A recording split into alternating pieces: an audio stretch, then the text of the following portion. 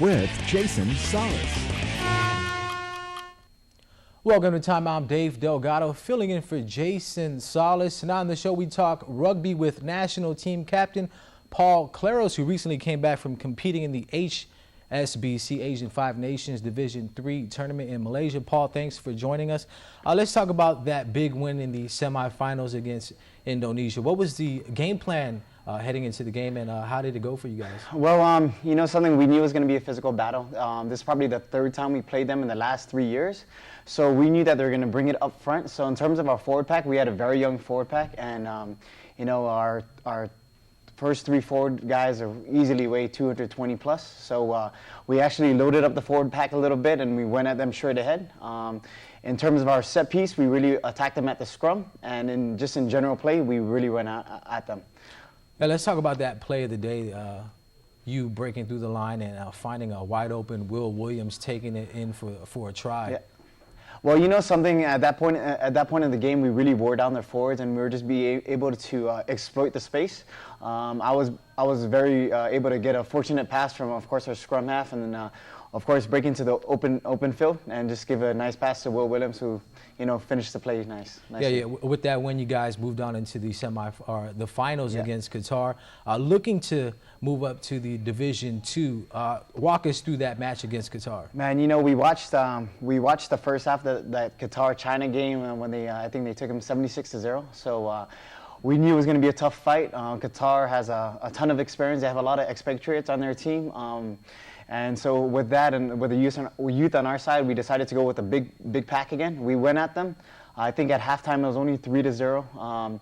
You know, with just some penalties on our side, a little poor discipline, we were just unable to finish at the end. Yeah, I read the article, and they were really amazed on how hard they were being hit by Team Guam. You know, one of the biggest things is I think they interviewed their captain 2 days before the match, and I was there during that interview, and the captain basically said that he's going to bring it to the Guam boys. And so I brought up the Guam boys a bit and reminded them what he said. And of course, us being where we're from and that Islander spirit that we do have, you know, we just didn't back down to anyone.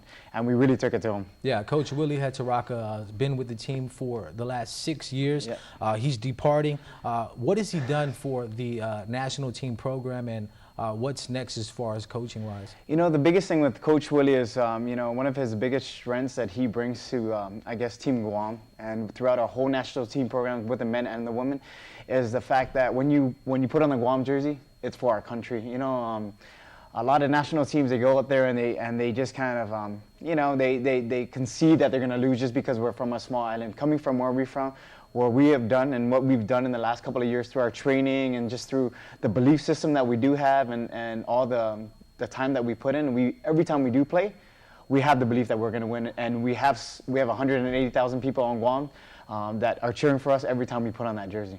Yeah, let's talk about the rankings. How far have we moved up in the last couple of years, and what do you attribute that to? To be honest, in terms of rankings, I really don't know, but in terms of our general game plan and the way we prepare ourselves as the national team, and as in general, if you notice throughout the last 4 or 5 years, we've really directed the high school to be a little more proficient in terms of a lot of the stuff we're doing through the national team guys.